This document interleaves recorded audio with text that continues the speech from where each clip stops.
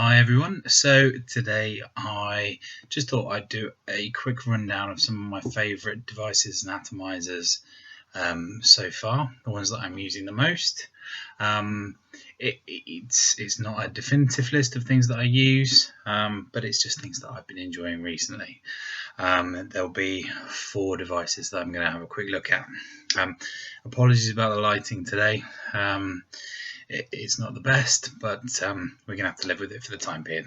Okay, so to start off, in not particularly any order, what I wanted to do was go through the devices. So first off, the Vaporshark DNA40. This is the baby Vaporshark. Obviously waiting for the DNA200 to arrive, but this one is the mini version of the RDNA40 by Vaporshark.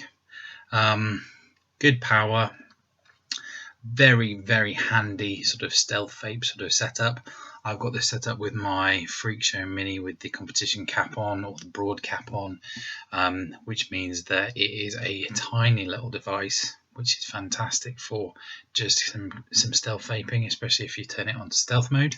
But yeah, so this is set to 0.3 ohms at 40 watts.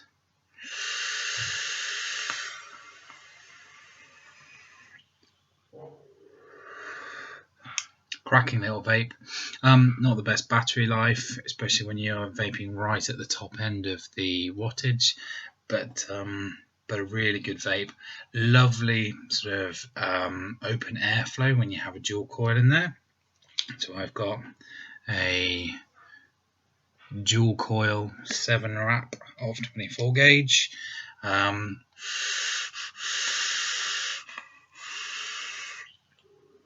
Lovely little vape, really nice device. Obviously you can use your nickel wire with this as well. I don't do a huge amount of nickel building, so not that much temperature control, but yeah, this is a fantastic vape. So that's number 1. Number 2 would be my Evic-VT. So this one I use on a daily basis, generally when I'm out of work, because of the battery life. Massive battery, so what is it? It's 5,000 milliamp hours, so huge amount of battery life you can get out of this, especially when I vape at about 40 watts. This is a 0.2 ohm coil in here, so this one is a dual twisted coil. Yeah, that's awful, apologies. Dual twisted coil. This is with my Tofo Troll atomizer with the chuff cap on.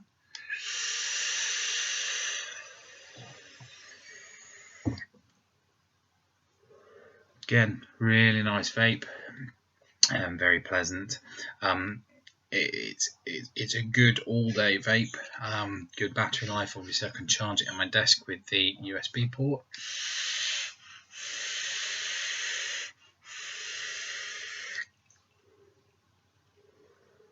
Yeah, spot on. Really good, good little setup. Nice full-size atomizer with excellent juice well in there, and this fits on perfectly. Goes in your pocket. Easy to do.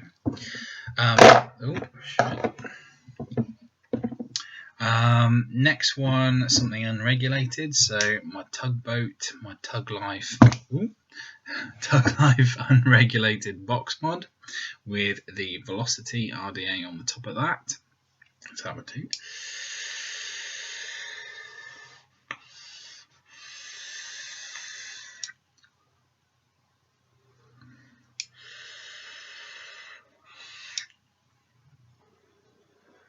Sorry, this video quality is going to be absolutely awful. I will fix it. But yeah, so Tuglife Unregulated box mod, really good. I like this around the house because it's something which I can just grab, leave anywhere, no problem. Nice and solid. Obviously, if you're going to take this out and about and you're a heavy chain vapor, then you're going to need to bring some extra batteries with you. So obviously I've got some VTC4s in there, so decent battery life, but on a day-to-day basis, if you don't want to carry loads of batteries around with you and you're a heavy vapor, then you have no option but to replace the batteries rather than sticking it on a charger for pass-through.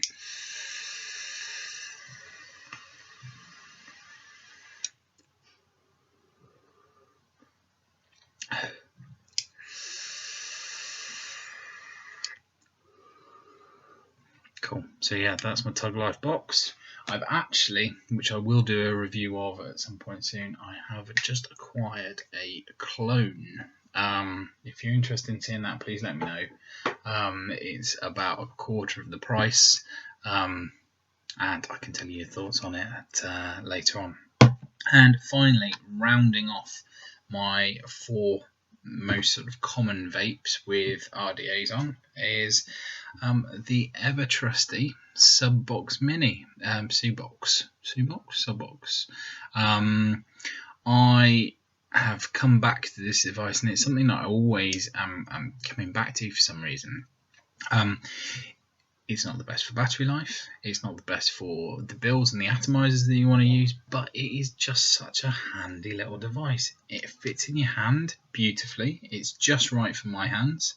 You can vape it with pass-through, so using your USB cable. It goes up to 50 watts for a nice warm vape if you want it. And it's just neat. It fits in your pocket, it fits in your hand, you can plug it in wherever, and if you're desperate, and you need to, you can just chunk the battery out, stick a new 18650 in, job done.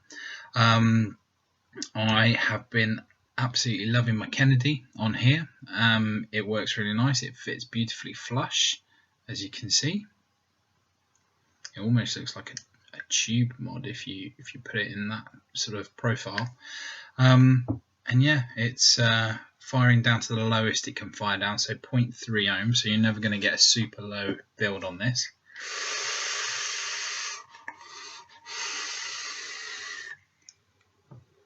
Really beautiful open swooshy airflow.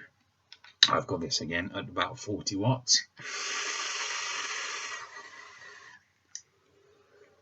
And one battery can normally last me the better part of a day, depending on how heavy I vape it, but just generally through a sort of a day in the office.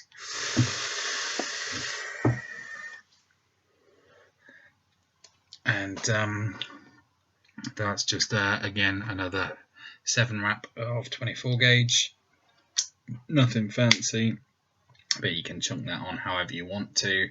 My only problem with this particular atomizer is it is more difficult to drip through than the Troll and the Freak Show Mini. It's probably about the same, if not, yeah, it's probably about the same to the Velocity. But yeah, all in all, those are my sort of 4 go-to setups that I've been using at the moment. And yeah, thank you very much indeed for watching.